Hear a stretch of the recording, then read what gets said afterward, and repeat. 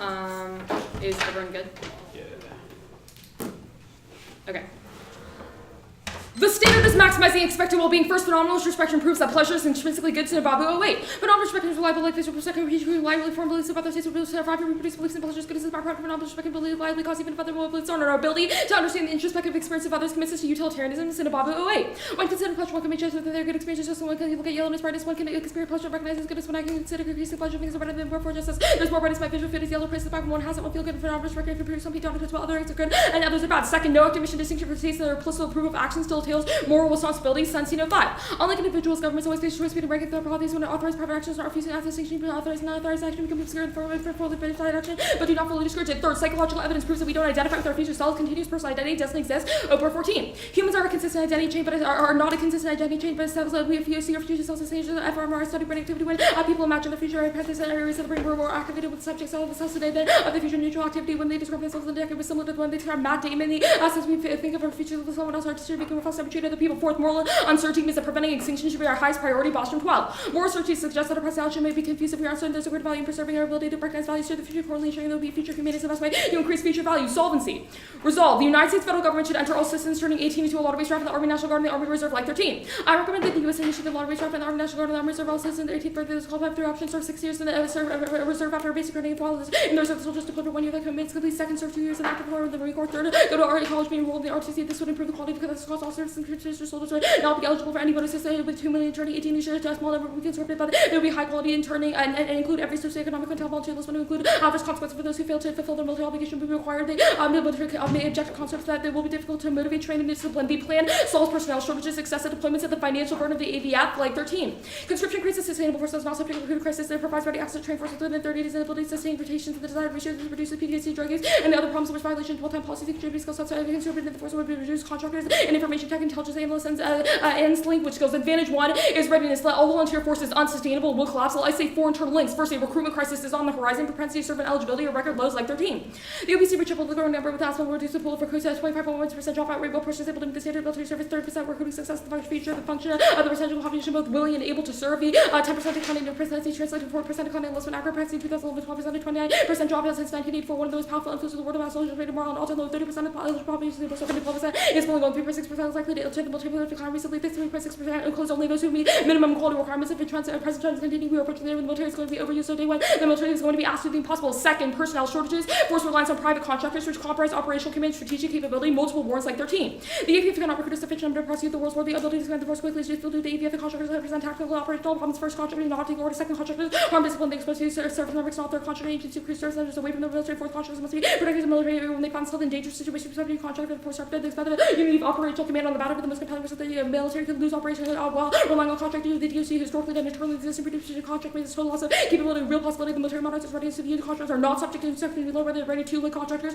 are so not subject to work or subject to workers or subsidies due to payment disputes or the risk of their operation becoming excessive. The AVF is limited for the best ready to have the capacity to develop intelligence analysts and look at consider the AVF for personal to work as capabilities. Otherwise, the risk being at the mercy of contractors committed to profit rather than operational excellence. Third, the AVF is financially unsustainable. Personnel costs are skyrocketing like 13. The AVF has become unbearably expensive for the nation. Over the past decades, the cost per person increased by 46% and personnel costs continue to grow at the rate of personnel costs will consume the entire defense budget by 2039. The civil costs supporting the AVF are unsustainable. Officials have underscored the problem with personnel costs have grown by 90% since 2001, and from the cost basis, the AVF is unsustainable. The AVF is much more expensive than conscription and enlistment bonuses, and recruiting and healthcare costs make the AVF economically infeasible like 13.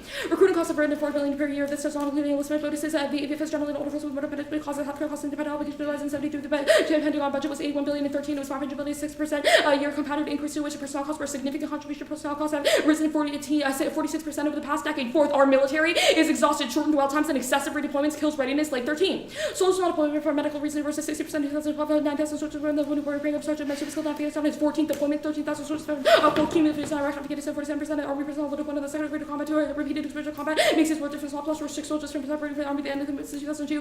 More than 120,000 soldiers have had their active service extended by surplus, and readiness deters global conflict. French 17. Without America maintaining its role as the guarantor of safety, the world is more likely to revert to global conflict where America American regime means the advance of powers are hostile to peace or Trump has a firm commitment to NATO to accelerate the fight against ISIS and Russia, U.S. military, Russian missile defense to exerting more power abroad, not less than every renewable American step out of our rivals, has to forge genocidal nightmare in Iraq, China's aggressive moves to Russia's military Russia, the Ukraine, American regime, and bold enemies, no nation can protect all of the U.S., Britain, France, and Japan, for a decade to deploy new forces of fraction of the international order cannot stand if the U.S. abdicates America's indispensable peace. Anyone who thinks that the U.S. Can change its commitment without occurring is not living the real world, and war engenders worst form of oppressions and suppressions of rights. Goldstein 1. Activists were on the subject of the justice cause where the evidence suggests the causality runs the other way. War is not a part of a single cause. War is a field to sustain other justice. If you want justice, work for peace. Emphasis on justice, the main cause of war seems empirically inadequate. Advantage 2 is mental health. Excessive deployments cause PTSD and chronic mental health problems. Empirics show link 13.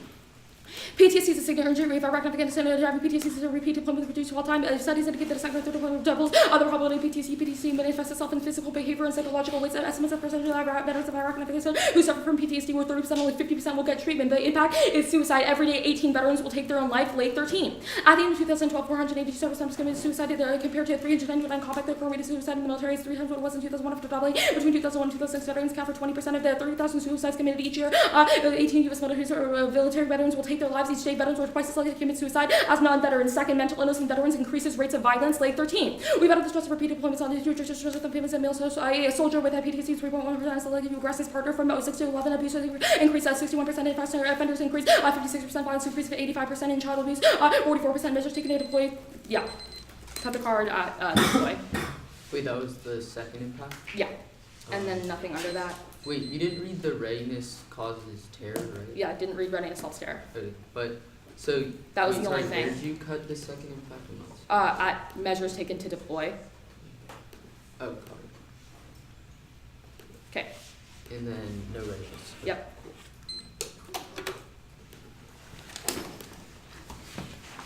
Okay, you ready? Yeah.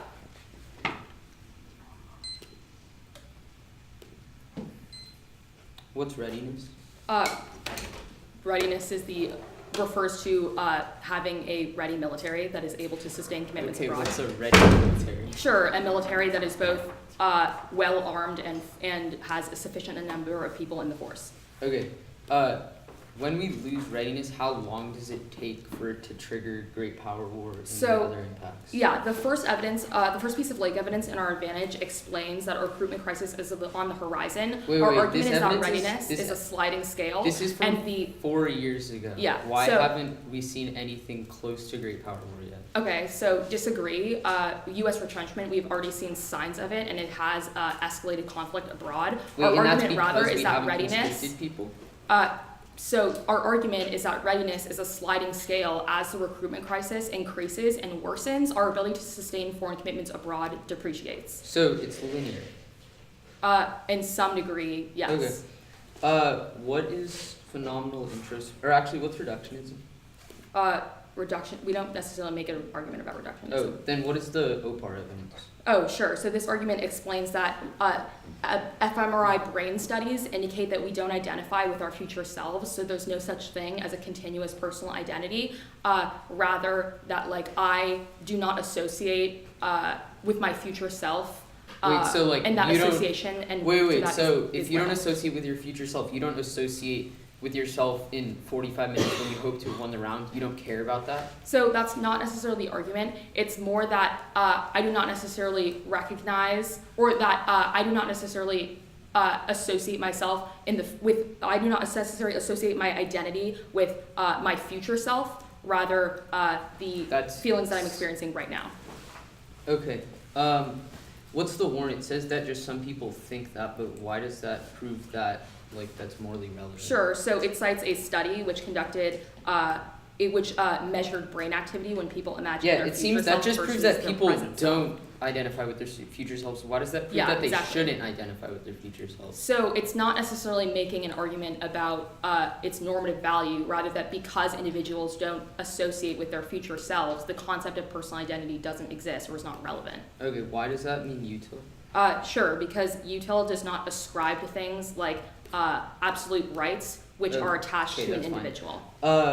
What's phenomenal introspection? Phenomenal introspection is the ability to look inwards on yourself, on oneself, and recognize the value of experiences that you are having. So why does that mean util? Sure. So it explains that these same phenomenological capacities that allow me to determine that an increase in yellow would make a screen brighter are the same capacities that allow me to determine an increasing pleasure improves the state of affairs. Okay, So, that's fine. and because I know that this is true for myself, I have no reason to believe this is Two off different for you. case.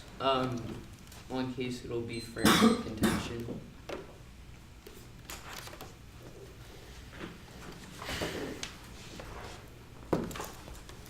Can I borrow your stand? Yeah. Thanks.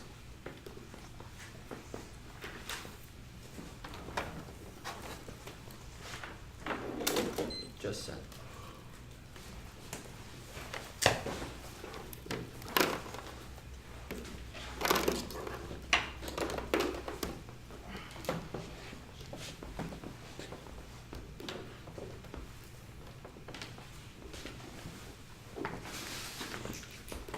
Let me know when everyone's good.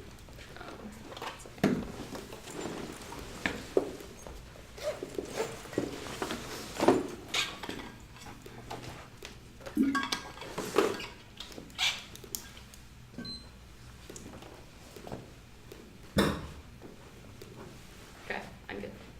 Judge is good.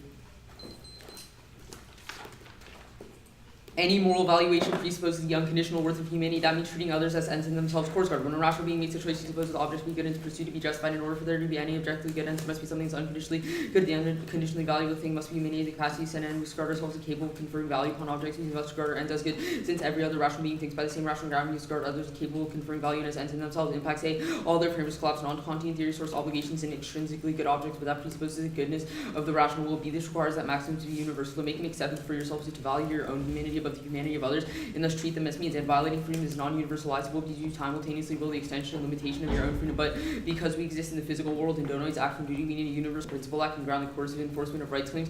Nance 12.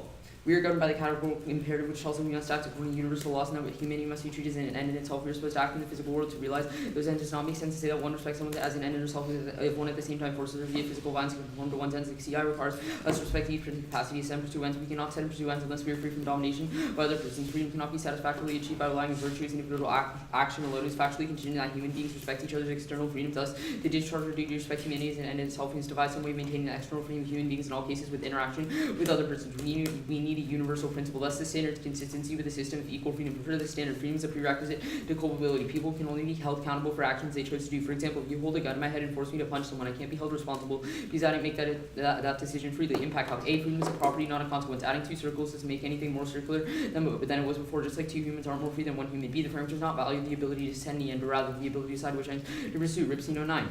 Someone else can frustrate your plans by getting last quarter milk in the store. They don't interfere with your independence because they impose no limits on your ability to set and pursue your own purposes. Their entitlement to change the world is just their right to independence. Contention, compulsory national service violates freedom. Hornberger 13. Freedom entails the right to live life any way she chooses, so long as she doesn't interfere with other people. As 70 is the moral right to say no when the military comes along, either the individual, sovereign, or life, or the state is, and that outweighs even if the ends of the act are good under Kant. There are certain constraints upon the pursuit of that, and namely the requirement not to use citizens. That means Ripsy 09. Freedom requires that the innate right of humanity that structures the state's power also serve as its limits. The state must not use means inconsistent with its citizens' innate right of humanity in order to justify the use of coercive power by the state. Freedom is the only interest that matters. Underview, use ethical confidence. 1. Modesty is inconsistent with the moral theories it tries to account for. If we are 60% confident in down and 40% confident in util, then we are 0% sure we should use a combination of two theories. 2. Modesty is self-defeating. Use confidence to determine whether or not modesty should be used, which concedes the validity of confidence. 3. Modesty invites judge intervention. These judges become calculated for determining how much you're winning the framework debated by and how strong this link your offense has to the framework. Next off. Counterplan resolve. The United States federal government should A. substantially increase pay scales for enlisted recruits, improve conditions of on-base housing, and increase post-service education incentives, and B. substantially increase defense spending, including promoting naval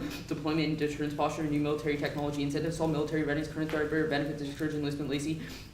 03. The way to meet the increased manpower requirements is not by instituting a draft, it is increasing pay. Soldiers have to go on food stamps, soldiers have better living conditions, barracks good enough to house soldiers being fit enough to house convicted felons. And the second plank revitalizes readiness. Kagan 16. Military powers is central. The United States begin to look like a less reliable defender that order will unravel. The system will buckle under military competition as unwilling to spend on defense. America's vital roles under question. Current defense spending is created. Readiness crisis. There are too few ships. The military must deter aggression, maintain stability. It requires greater U.S. military commitment, reversal of the downward trend in defense spending. Now, case on framework.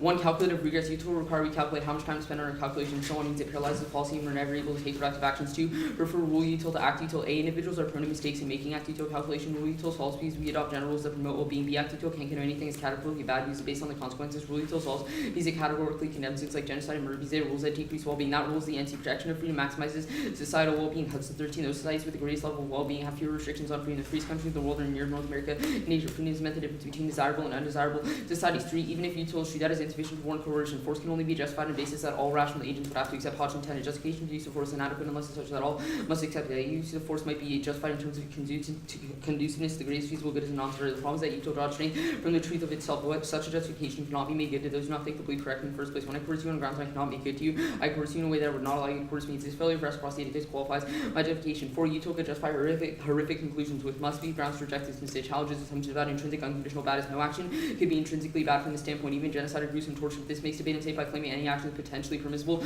or even obligatory if performing it led to better consequences. 5, util can't account for the particularity of ethics. Pleasure is only good if appropriate, e.g. pleasure from watching someone else be tortured would be bad, meaning the framework fails to be universal. 6, util incorrectly takes an impersonal view of pleasure and pains its goodness. The badness of sentiments are always particular, e.g. a murderer feels pain because their guilt should feel worse than an innocent person. Off Cinnabobby, 1, turn to introspect and value your own happiness presupposes that you are capable of conferring value onto objects, so the NCAC collapses to the NC2. Utilitarianism is insufficient introspection, leads us to want to minimize pain. Does it deal with other particular goods and evils that ethics must confront? 3, not intuitively true. Sometimes people regard their own pain as good, e.g. self-flagellation. It is not a self-evident truth that pain is bad. There's not sufficient elimination of uncertainty to use util. 4, the frame is a missing internal link. Even if you view our pleasure as good, that fails to answer the question of the appropriate response. If we don't intuitively know aggregation is the correct way to deal with then to your framework devolves to mine since only I determine how to respond to the good. 5, the NC outweighs on actor specificity. Governments can't phenomenally introspect. 6, is off fallacy. Just because we do value our own happiness doesn't make that normative. Off the act omission distinction. 1, the NC doesn't rely on an act omission distinction. 2, this leads to infinite obligations, which means we become responsible for all the problems we aren't actively solving, which frees this action. Off the OPAR evidence. 1, even if reductionism or even if this is true, there's no space to imply util. It's either too weak enough to allow other theories or so strong that there's no space for ethics. Shoemaker. The argument depends on the specific version of reduction. Largely, less successful. The argument if one adopts versions according to persons are basic units argument may not be successful. It remains a distinction between persons. The only way to bolster util is the extremely, but it is difficult even to make sense of momentary agent. Agents have interests they seek to advance. No clear content given to the idea of merely present self. 2, the NC doesn't rely on any sort of metaphysical personality, just the ability to be externally unified. 3, this takes out phenomenal introspection because that relies on individuals being able to introspect on past experiences and know they want future pleasure, which this argument denies. All posture 1. Also, this is just the is-all fallacy. Just because people don't identify with their future selves doesn't make that normative. All posture 1 complete pre-thought discussion which ethical theories with post-field evaluation of resolution of one specific framework. 2, fallacy of origin. Just because we need to be alive to find out moral truths doesn't mean stopping extinction is morally bad. 3, this increases moral uncertainty. It's always a risk of extinction, meaning under Bostrom's logic we keep pushing off moral discussions and never try to resolve the questions we have about ethics. 4, no warrant for why more time reduces moral uncertainty. We've been debating ethics and religion for thousands of years and only had more theories and disagreements. Right. 5, Bostrom also thinks the universe is infinite and there are an infinite amount of people, so it's impossible for everyone to go extinct because infinity is infinite, meaning we'll always have some way to arrive at moral certainty. Now the contention off ready is 1 underneath. The military is making recruiting quotas now. This post-states their evidence by 3 years. Type 16 Army expect to make it 63,000 soldiers annually in 2017 according to material submitted to Congress in early February. The Army achieved its active component accession mission of 59,000 soldiers for fiscal 2015. 2, sure, the draft severely reduces military quality and increases training costs and relies on inexperienced soldiers. True qualities key to readiness. Thompson, O'Sullivan, military officers argue that the cost of training was skyrocketed. If drafting soldiers had to serve greater numbers would have to be trained to use their short time. Wars become so complex and depend on ground forces that drafting soldiers would harm the military. The jobs that have to be done are close combat jobs. In turn, a draft would destroy military training. It would overwhelm crew. Whoa. That's fine. So nothing under the second piece of evidence on the advantage? Yeah. Okay, ready? Yeah. Status of the counterplan? Conditional. Conditional? Yeah. Okay, so let's talk about the second plank. You say that the counterplan promotes naval deployment, deterrence posture, and new military technology. Mm-hmm. How does it do that? So it increases military spending and then uses that to promote naval deployment. Okay, so so you just feel that as a result of increasing defense, you will also strengthen commitments abroad? I don't feel that we strengthen commitments. I say that we will increase, that the increase in military spending will be used in those specific ways, and then I argue that I think it's the Kagan evidence says that by doing that, that will strengthen readiness. Okay, that's fine. The NC, Mm-hmm. what does it mean to treat someone as an end? So it's to respect the legislative rights of humans to use their means as they see fit, free of domination. Okay, so in what way does the app not view individuals as ends? Because you force them to join the military. Okay.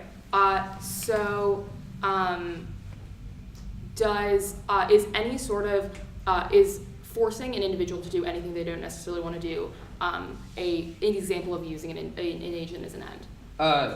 So I think you're asking if you can hinder hindrances. So yes, so you can say like nobody is allowed to murder and enforce that coercively, but that's just because murder intrinsically violates freedom, whereas the NC argues that the mere omission of not serving doesn't violate freedom because you're not actively violating someone's freedom. Okay, so that's fine.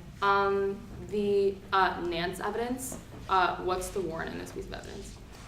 So the argument is that once we have the categorical comparative, we look that in the physical world, we exist physically, so we need to have a sort of conception of external freedom. Once we first have the categorical comparative, to apply that to the physical world requires external freedom. The and arguments, that people don't violate each other's ends. The arguments that you make on framework, what does it mean to use rule util? Yes, so we look to general rules that best maximize well-being. So, for example, the NC, the protection of freedom, empirically is something that governments have. Why isn't stopping extinction also a rule under a rule util? Rule util. I don't think that's really a general rule. Like, that's just like something you do in particular instances, not like a general. How do we but determine how to set a you can rule make in that. rule You util? can make that argument. No, how do we determine how to what is a correct rule and under so rule util? so you calculate whether or not in general those rules are the ones that maximize well-being. Okay, so why isn't preventing extinction generally an indication of maximizing well-being? So first, I'm not sure what the link is between extinction and well-being, because like something like Benatar would argue that extinction maximizes well-being, so I'm not sure how that works. Okay. And second, I think that doesn't really apply as a general rule because it relies on determining in that instance That's fine. whether or not it violates or it prevents extinction. Okay, that's fine.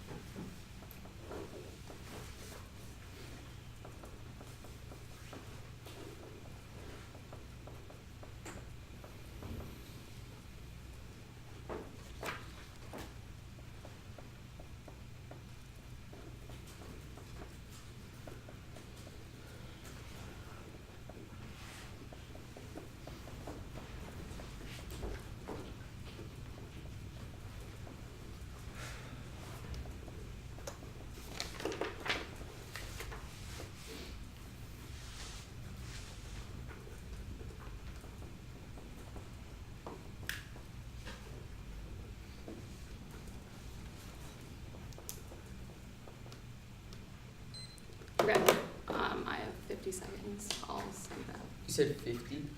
Yeah. Cool. Do we need any new sheets of paper? No.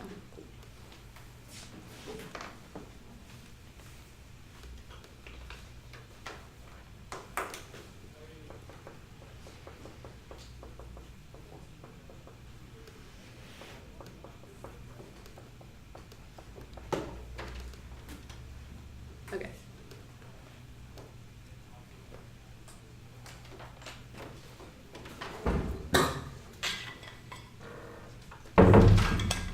Can you pass me the Oh, yeah. pen? Thanks.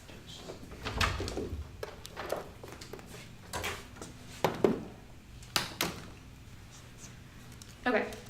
The order is going to be the app advantage, the app framework, the counterplan, the NC.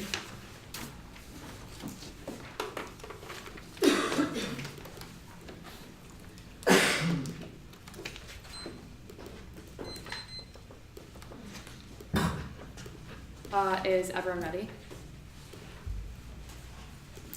Okay.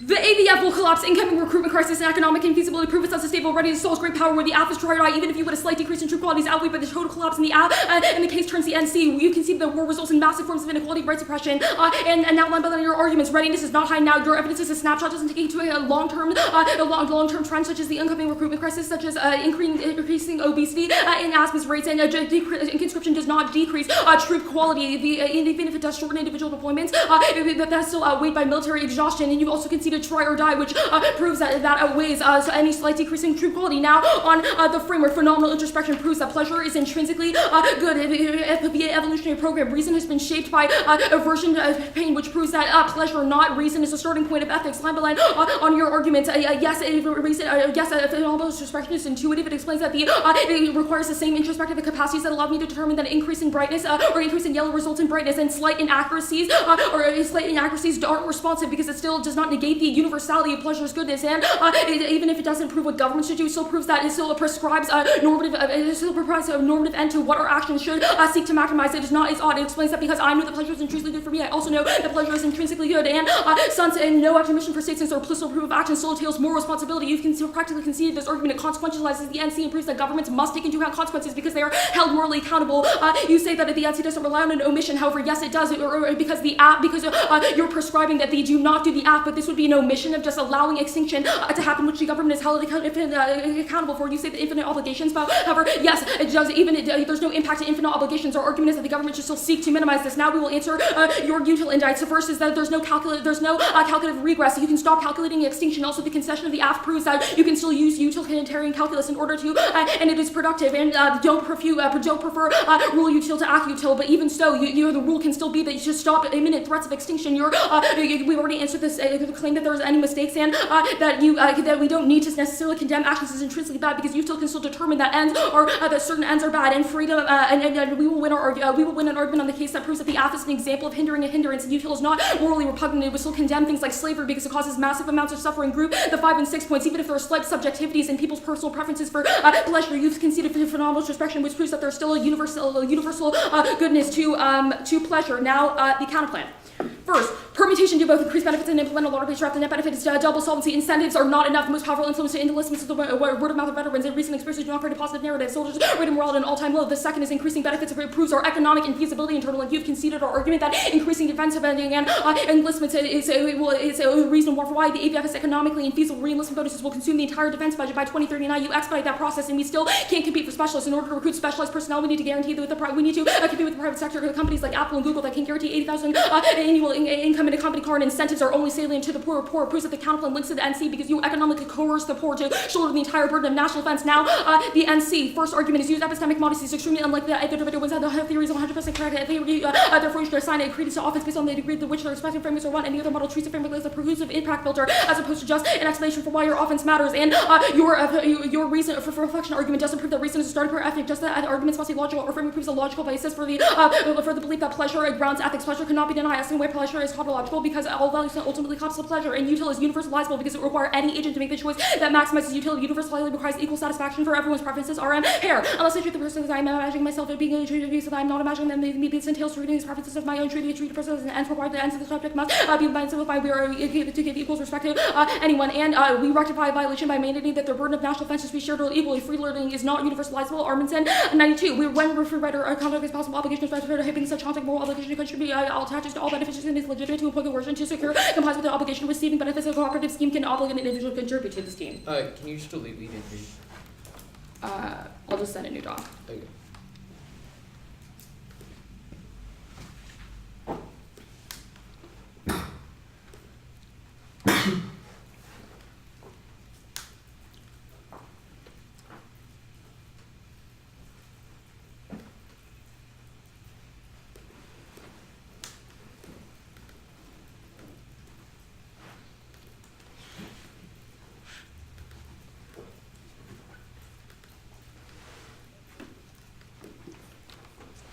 Okay. Okay, I'm starting from. Wait, the argument about economic coercion was just an answer to the counterclaim, right? It's a reason for why. Well, I think it has applicability beyond just an answer to the counterplan. Okay, cool.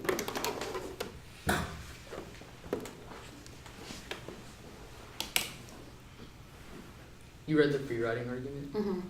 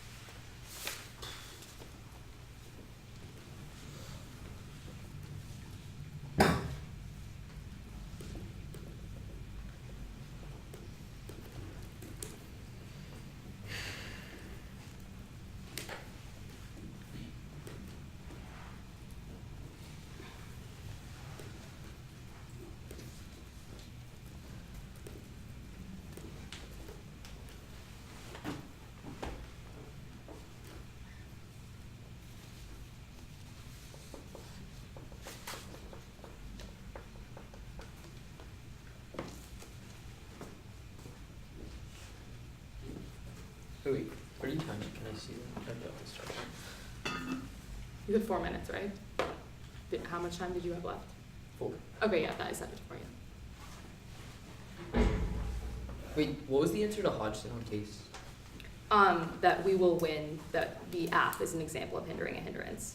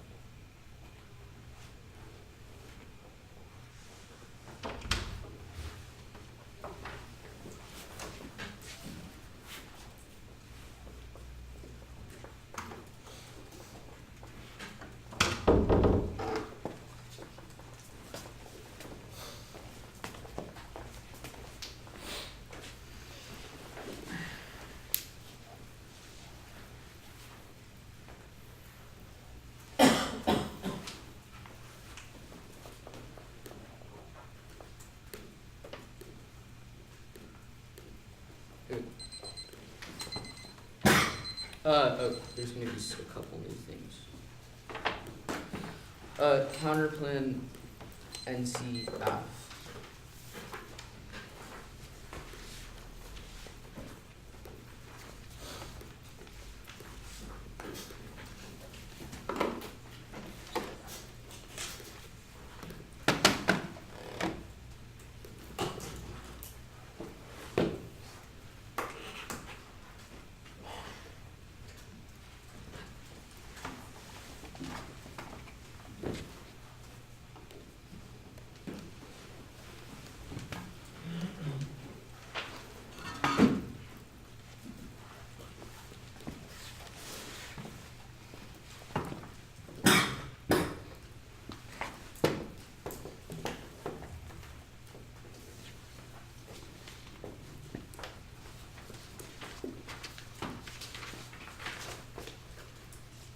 Everybody good?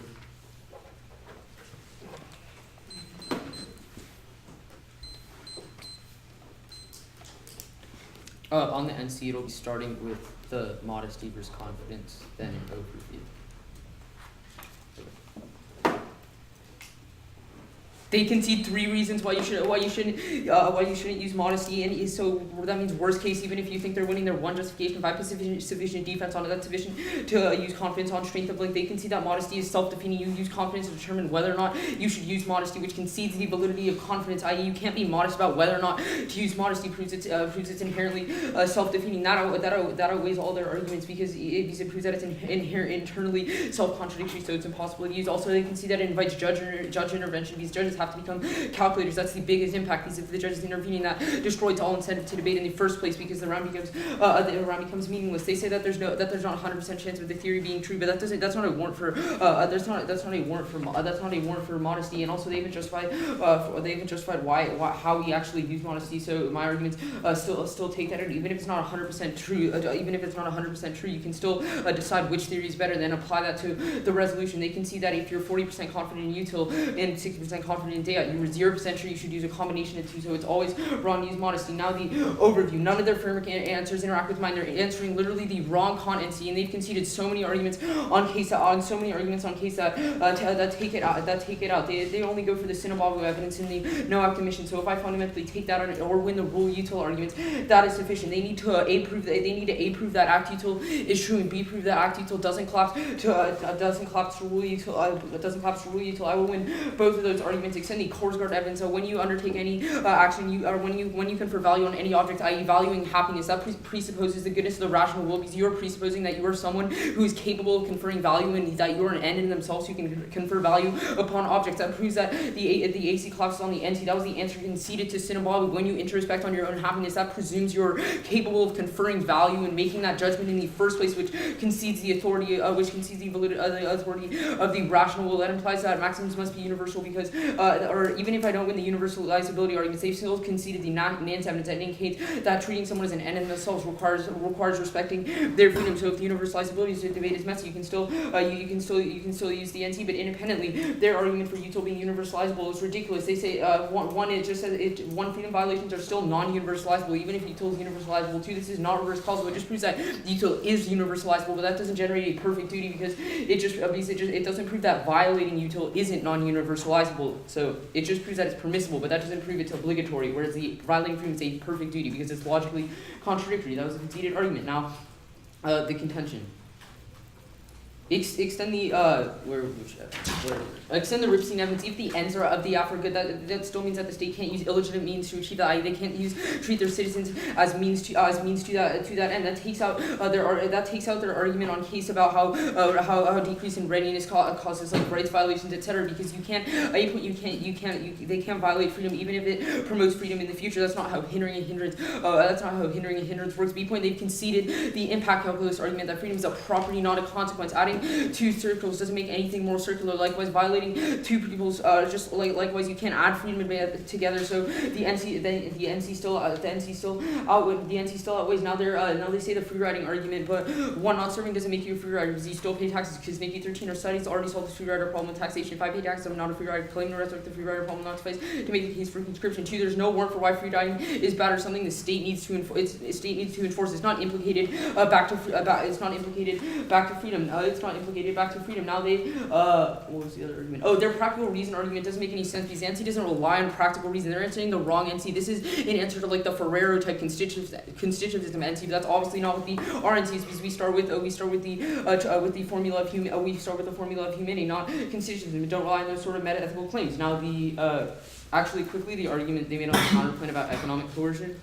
One, no, like they have other choices, even if they're not great choices, they're still choices. Bear 13 is not their only choice, even in a bad job market. They could have opted for depending on others, harassing people, hire them for odd jobs, activities, discretions, or outright crime. Two, the app is an additional content violation, even if some people are de facto conscripted. Now the app makes everyone conscripted. The quality of coercion doesn't make something less coercive. If everybody is enslaved, that doesn't mean that they're all equal. Likewise, if everybody's conscripted, that doesn't make them any more free. Now the case. First, the rule util argument. They don't have an argument for why we should prefer rule util. The only argument is that the rule is extinction. So that automatically takes out all their act util arguments. All I need to do is when freedom is a better rule. Is it problematic for them? One, they have no warrant for why extinction is the best rule. They just assert this. Don't let them expand on it in the two error. Two, we have empirical evidence that says that societies that respect freedom empirically have more well-being in those societies. And three, probably focusing on things like extinction decreases well-being because the state is always trying to focus on some sort of different existential risks. Means they're never able to solve actual material problems in the real world, like rights violations. That's also the answers to Boschman. When you focus on existential risks, that just paralyzes policy and means we're never able to take productive action. They also can see the Hodgson, or actually, that's fine. So I'm winning the rule util debate. So even if you think they're winning the util debate, but now the Sinababu evidence. They can see the course guard application that was made on the NC that when you introspect, that presumes that you are someone who is capable of conferring value which concedes the authority of the rational will, but their only argument is that phenomenal intersection proves that it's intrinsically like some evolutionary characteristics. It just proves our is-ought argument, because just because we think that our pleasure is good doesn't make that normative. I may think that my pleasure is good, but that doesn't make it any normative. If people think that slavery is good, that doesn't make slavery normative, which fundamentally takes out this argument. Worst case, the course guard evidence takes this out. The no act omission distinction argument there, it definitely is an impact because it frees its action because the government is responsible for literally every single problem. They're not responsible for every problem they're not solving. Means they're never able to take productive actions. Also crossed by the answers to the minimizing exchange. And two, this presumes util because it's saying we need to minimize the violations, but that presumes that we should aggregate, which the NC takes out. Okay. I have 50 seconds.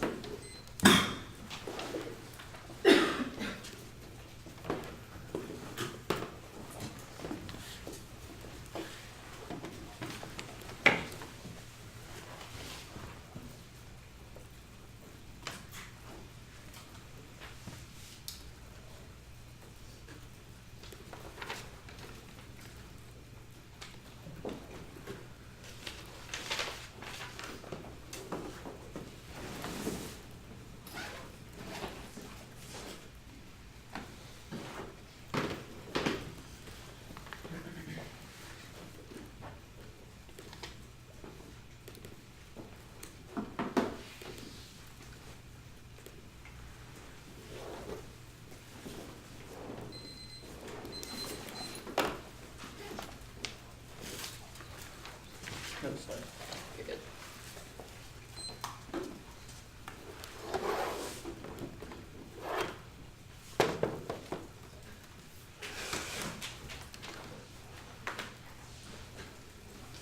Okay. So the order is going to be quickly on the advantage, then the AF framework, and then the NC. Can you repeat that one more time? Quickly on the AF advantage, then the framework, then the NC. Okay. Quickly on the advantage, then AF framework, then the NC. I'm sorry. All right. Okay. Everyone ready? Okay. The AVF will collapse. You've conceded that its unsustainable readiness to keep solving a great power will, and that also outweighs the offense of the NC because extinction is irreversible. However, you can as proven by hindering a hindrance, you can unrectify rights violations. Now we will win that util is the only sound ethical theory. Phenomenalist respect and proves that pleasure is intrinsically valued. That pleasure is the starting point of ethics as it answers your argument about conceding the authority reason. You've conceding the authority of reason. You've conceded our argument that via evolutionary program, pleasure has shaped reason, which proves that pleasure is the starting point of ethics, not reason. This answers the entirety of the NC because it proves that actually pleasure is or rather a side constraint on your NC. And you say that you say that doesn't make it normative. You've conceded our argument that because phenomenal direction is true for me, I have no reason to believe that to be any different for you. It also doesn't negate the universality of pleasure's goodness. You say you say that we should use rule to util instead. However, there's not really any implication of this. You don't explain why rule util would necessarily mean that we shouldn't stop extinction. Rule util still gives credence to things like pleasure and still consequentialism in some degree. It says that we should stop things like extinction insofar as we're running very imminent threat. This proves that this still proves that this is not that the AV would not be an exception for the rule. Also, you've conceded both of our responses to why you should prefer or why you shouldn't prefer rule util. You conceded our argument that there aren't any mistakes under rule util, and we don't necessarily need to condemn actions as intrinsically bad. So there's not any reason for why you should prefer rule util. Also, stopping extinction is an example of a rule. Your only response to this is that this would lead to policy paralysis. If you've conceded that we can weigh between, but this is a new argument. We should be able to. We can weigh between the probabilities of different extinction in order to prevent policy paralysis. So you have severely undercovered this unseen and removal argument. This consequentializes the NC and proves that governments must be held accountable for their actions. You say that the government is responsible. You say that this allows for infinite applications. There's not an impact of this argument because this still proves that the government should just minimize the amount of harm that it would be inflicted onto its citizens. You say that this presumes consequentialism. No, it doesn't. It proves that consequentialism is good by proving that because of things like prohibitions and permissions via laws, governments must be held accountable for their options because they're explicitly making statements about what type of action they condemn, which proves that the NC is not contextualized to the terms of the government, which is a reason for why why we must take into account consequences. Now on the NC. We will win that. We are an example of hindering a hindrance. We rectify violation by making it so that the burden of national offense is shared equally. Free loading is not universalizable. Your response to this is that we're still serving because we pay taxes. However, everyone pays taxes, which means that is not an example. Which proves that that is not an example of not freeloading. Also, severity of the violation also matters under the NC. Everyone paying taxes is a much different violation than only some people risking their lives in order for national offense when everyone is beneficiaries. You say that there's no warrant for why this is for why we should matter. The card is great on this issue. You should read it after. You should read it. It explains that the government can coerce an action. If the government can coerce an action if it benefits everyone, but only some people contribute to it, which proves that we are a large example of hindering a hindrance. Good round. Good round.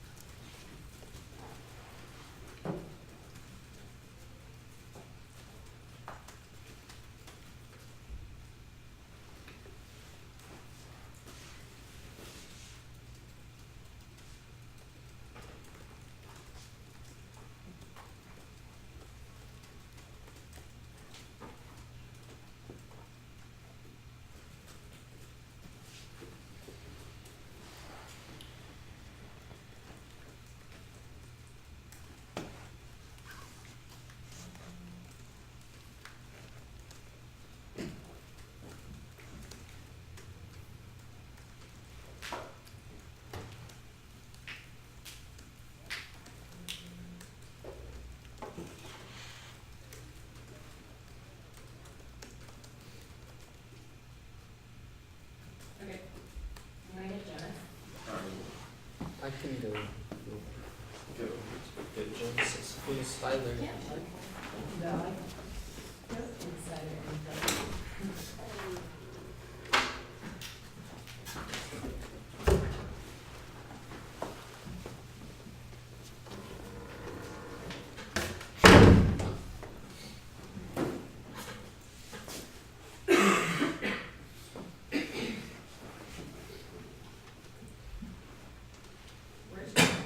Walking down the hall.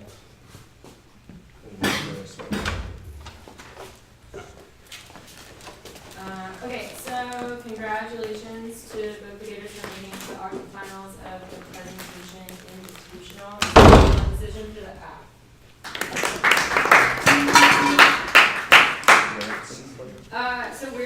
I don't really know how I voted neg against the util app. It's like really hard for me to do that, and it honestly just comes down to not like just very little amount of time being spent by both of you guys on like the contention level of the neg, which is where I end up trying to decide the debate. So I think it probably could have gone either way because I have to do a lot of work with figuring out what your arguments are and what they would, like whether or not they would matter underneath the next framework. So I think that, like that being said, I think that the neg is winning the framework debate. There's a couple of reasons why. The first is this like act util versus rule util. I don't think that there's a reason coming off the app why we ought to aggregate pleasure. I think that maybe you're winning this phenomenal introspection argument, which means that pleasure independently would be good, but that's not a reason for why we should act on being able to like decrease like larger violations of pleasure, even if like in instances of harm of individuals. And then I don't think, so in CX, the way that you guys decided that you could describe a rule under rule util is if it helped general well-being. You say stop extinction, but never justify that. So I think it's fair for him to say that that is not a rule under rule util because you have to explain why it would be a rule, and that's just based off of what happened in the round. I think generally you could probably say extinction bad is a rule that you could have under rule util. It's just I'm missing that explanation about why it is the rule that we should use, or why that rule is better than the rule coming off of the NC framework. So since a lot of the NC framework, so that's why I don't think that you necessarily win that we should aggregate. And I think that it's simple. It's like a simple enough explanation of just saying we should stop extinction because if everyone dies, then like we can't do anything. Like there's no freedom to protect or whatever. Like you can just like make any argument, and that would probably be enough for me to think that stopping extinction would be a rule under rule util. It's just never said. So that rule can potentially be the NC. The second is this act omission distinction argument. This debate is kind of messy because I think he does respond to it, but not directly, but it is an argument definitely against like the act omission distinction argument, so this is kind of confusing to evaluate. So the neg says that the government can't be responsible for all actions and omissions because it would never act.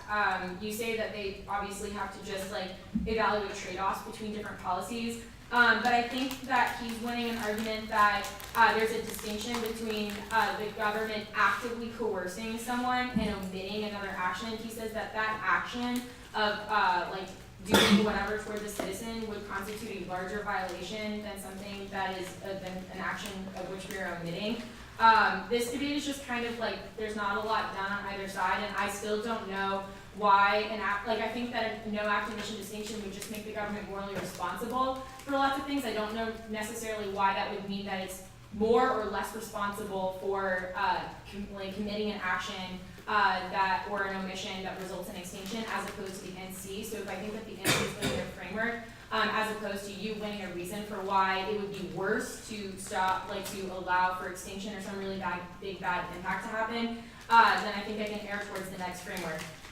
The third argument, and I think that's just a lack of explaining the impact of no act omission distinction, which easily could have been explained in the 1AR and the 2AR, and probably would have meant that I erred towards the APS framework. The third argument, the third reason why I think he's winning the framework debate is I think that the NC is winning that we base our actions off of rationality, which yes, is probably has something to do with this phenomenal introspection argument and how pleasure has impacted the way that we are rational and what it means to be rational, but I still don't think that you're winning aggregation, whereas he says that basing our actions off of rationality would mean that we cannot like harm other people, and we have to universalize actions, which I don't think that you're answering adequately, which would mean that we can't universalize a maxim such as coercion coming off of the NC. So I think those are the reasons why I think the neg is ahead on the framework debate. I think it's actually just like you should have like picked one or two arguments and spent more time on that one argument and impacting it out. For example, if you had just gone for here, like, okay, rule util, extinction bad, like you should stop extinction is the best rule. Here are 5 reasons why. I think that probably would have been a better use of your time than like going for multiple different smaller things on the framework debate, since the 1AR and the 2AR are obviously like pressed for time inherently. Then on the neg contention level, and this is where like it's kind of hard for me too. I think that you both are like, I think that the neg is putting an argument that we can't coerce anyone, but I think your argument about free riding is not adequately responded to. So the way that I end up evaluating this debate is that I don't think that there's a reason for why free riding would generate, like why free riding is bad. I think that the card assumes that there's an obligation between the citizens and their government, and if there's an instance where we can just like pay people to defend our nation or something like that, then I don't know why free riding in context of national service would really matter. I don't know why national service is something that citizens are obligated to do. So since there's a question of that assumption, that's why I err towards the neg, indicating that we can never actually coerce any individual. And that's just that's how I end up negating. It's like really difficult for me to evaluate just because I think that there's a few things on the framework debate that I'm just missing, small things from you in order to like easily want to think that you like I can use util. And then on the contention level, it's just you both spent like maybe 10 or 15 seconds on it, so I have to just like read the cards myself and try to figure out which is more justified. And I think that the neg's arguments are more justified than an assumption that free riding is bad. Okay. Sure, I can go next. So this was close to me. I could easily see a ballot for each side. So I spent a while constructing a decision for the neg and the app and sort of compared the two and which one I thought was sort of the least interventionist. And I thought that the one place where it more decisively flowed for the affirmative was this active distinction argument. And then you just get to it with too little time. Like you have one argument about how it freezes action, which is sort of just like it assumes that like it's bad if it freezes action, which sort of assumes consequentialism and doesn't really have like a warrant that's attached to the NC. And this argument about how it presumes util and presumes we should aggregate, I think is pretty well dealt with by the 2AR. So once I think that there is not an active mission distinction, and I think that there like is a harm from allowing war to happen as a result of a collapsing ABF, I'm inclined to think that the app is sort of winning that. There's a few other places where I think I could potentially side with the affirmative. So I think this like pleasure is the starting point of ethics, and like maybe reason is good, but reason is only sort of useful evolutionarily speaking to sort of promote pleasure. Is a sort of debate that could get fleshed out more by either side. I can see myself going one way or like either way on that, but I do think that it sort of does put some skepticism in the ability of me to sort of think that the NC is the one true starting place for ethics and like how we sort of have to think about the rational will coming first. This rule util stuff, like I don't really think that it decisively flows neg or app either way, and it's just like there. I think if you just like answer this activation distinction argument a little bit more, it could pretty easily flow for the neg. I think also for the affirmative, there's just like a lot of parts I think like Shania mentioned that could be developed more. So like I'm very light on the reason for why distinction is bad, like pretty light on the reason for like why freeloading or free writing is bad, because I don't think that term really makes that much sense to hard students, and it's sort of a bad thing without really justifying it. And there's just like a lot of small parts, and so I think that like also just picking maybe one less argument and then just going forward the rest of them with more development and more interaction would be really good. Especially since like you like had some arguments in the 1AR that were like war causes the sort of bad things like rights violations, and that is sort of relevant if there's no active distinction. Sure. It could be something that could be explained more. Okay. Thank you. I had, I think, 2 questions. So, first, how did you evaluate like the phenomenal introspection being like the is-ought fallacy and like that sort of argument? Like just because the argument is just like just because you think pleasure good doesn't sort of make a normative argument. Yeah. I don't know how I thought about that, because I didn't really think that was particularly relevant if I think the app is sort of winning the no active mission distinction argument from the start. But I don't know if like this argument is so good that it denies like me caring about pleasure 0. Like I think that maybe the 2AR could get better at sort of explaining why there's a sort of normative reason to care about pleasure. because like the 2AR does have a competing assertion, which is that pleasure is the starting point of ethics, and that's sort of the reason for like why we have reason in the first place is to care about pleasure. I think at least implicitly interacts with that argument. Okay. What's the second question? Oh yeah, sorry. So I think so with the no act of omission distinction, so does that just mean that like it's a question of consequentially reducing freedom violations?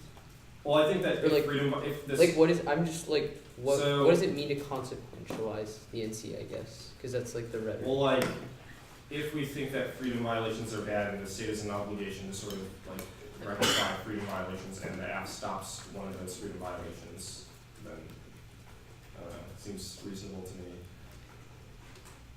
Okay. First I wanted to say that I thought the negative did make a very valiant effort. I don't normally enjoy watching these debates, but you did well, much better than the debate last night, much closer. I will say for most of the 2AR I was thinking that it was going to be a negative ballot. I just wasn't really following most of it based off of the 1AR. So I totally agree with Lawrence's kind of evaluation. I think that the affirmative wins that there is not an act omission distinction. I think your argument that the government should not be responsible for everything is just an assertion. Like it might just be really hard to be the government. Like I just think that the app is right that like the fact that there are different things that like different laws, prohibitions, and permissions within government that create a society makes them obligated to kind of be, like to be responsible for those different types of things, which essentially forces them to care about consequences. I'll answer your question for PI. I do think you were ahead there. I just don't think that there are a few negative arguments that I find particularly compelling. The first is kind of the like, I don't exactly remember what the example was, but basically it's like if I think that like killing people is good, then like that doesn't mean that it's true for everyone. And like when the 2AR is just like if I if I can feel something like introspectively, then I should assume it's true for everyone else. And that seems like their example like kind of proves that like this doesn't make a lot of sense. So either an answer to that or like, you know, just like I just don't think there's any ink on that. I think it's in both speeches, and I think that the explanation of PI isn't enough to like kind of generate normative force for me. So what I end up thinking is I think they win the no act omission distinction debate. So then I think that gives me kind of two ways to vote AF. The first is that this turn, I do agree though with Shania and kind of hindsight. Like I didn't think about it as much as like how does free riding compare, but I think that the onus is more on you. Like I think that you kind of grant them that like free riding matters. I think that maybe some like comparison, I'm not saying, no, I know you read the card about taxation, but I do think that the response is not accurate. The other problem I think with your taxation argument is that it doesn't seem to be tied to the NC. Like the argument we all pay taxes, it like the card in itself is more of like a consequentialist justification. Like it doesn't seem to be talking about how free riding doesn't matter in terms of like Kant. If like we all pay taxes, it seems to be more like free riding isn't a problem because we're all giving money to the government, so it'll get fixed somehow later. Like the card is not in the context of like government, like obligation to not coerce, like to not like force people to like join the military because like of free riding. That's what I'm saying. So like whether or not like the free riding doesn't matter doesn't seem to be tied to the NC at least, and I think that the affirmatives argument seems to be more astute there.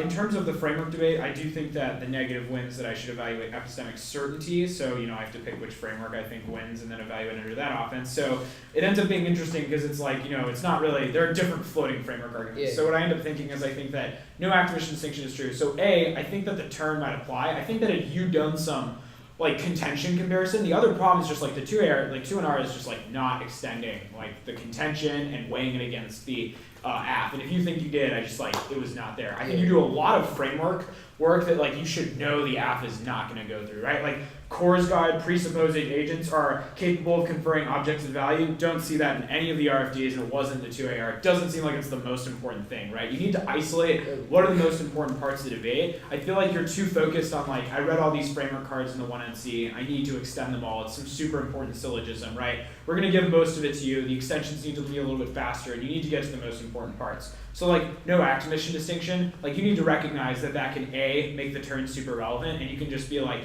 I think there needs to be more time spent on this like no intent foresight, no act omission distinction, just being like no, like there is a difference between direct government violations of things like conscripting everyone versus like some people who like don't do it. Oh, a good answer I think to the free riding argument is like just because there is a service that is governmental that not everyone does, like it would be illogical, because then it's like everyone has to be the mailman because otherwise we're free riding. Like everyone has to work at the local library because otherwise we're free riding. Like there are infinite things that could be free riding, and it just does not determine obligation, because like the government is just an omnilateral will that creates a structure for like people to like fulfill different jobs and like do different things. So like just because some people choose to be soldiers and some people choose to be like librarians, right? Like there's this level of specialization that like Kant would not say is a bad thing, right? So I think that that probably answers the like, just because everyone doesn't serve in the military doesn't mean we free ride. And then your taxation argument starts to make more sense. I just think that that level of explanation in the 2NR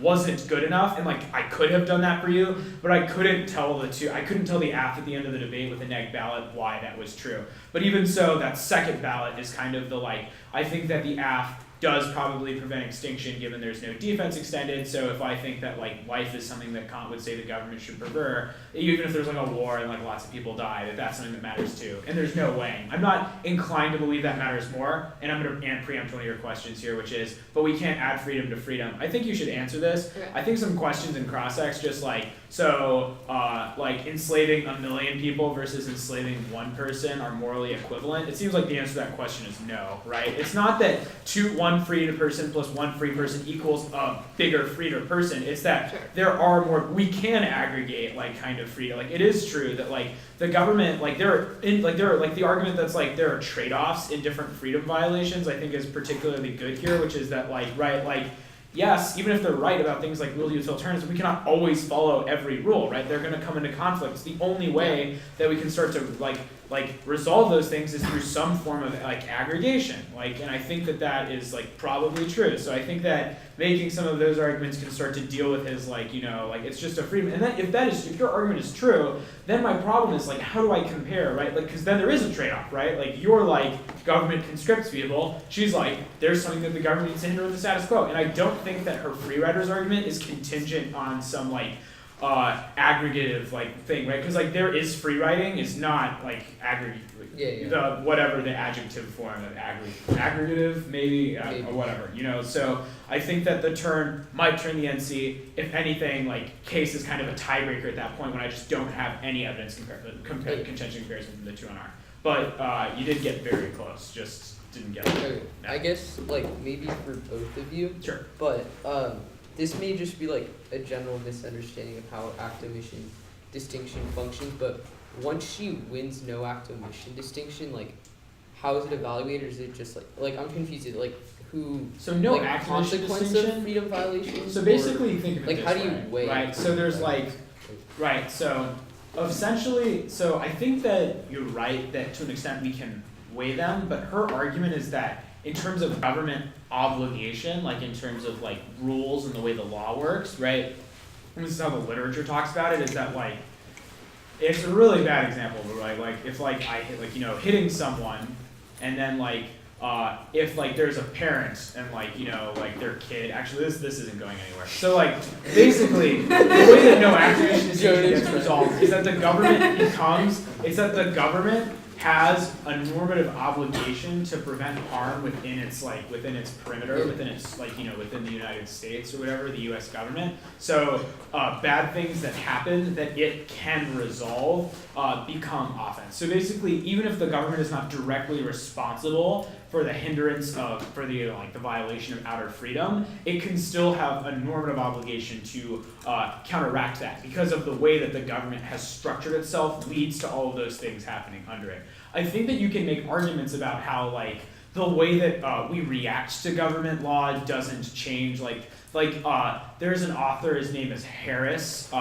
He has an idea, which I think this is good for you if you want to start to blend kind of the Kant util a little bit. Just it's called the principle of intervening actors. And the argument is that basically if terrorists terrorism, so 9/11, a justification for things will be we shouldn't deploy one more soldier because it might increase the risk of a terror attack tomorrow. So Harris's argument is that we should not be held morally responsible for good things we do that lead to bad reactions from others. So basically that it's a justification for intent foresight that uses more of like because if that were true, then it's kind of like, it's the idea with like the gun to the head thing, right? It's like we should not be, like, we did not cause a terror attack just because we could have done something to stop like a terrorist from doing an attack that did not involve direct coercion of them, right? It's like if me giving money to the homeless might lead to a terror attack and that stops me from doing it, like that's at the point where we have to say like we should just do good things and accept that probability of something bad happening elsewhere, because otherwise it forces us into this like vicious cycle where it's like we just always do like at the end of the chain and we stop just doing good things because they have value in it of themselves. Okay. Thank you. Thank you all.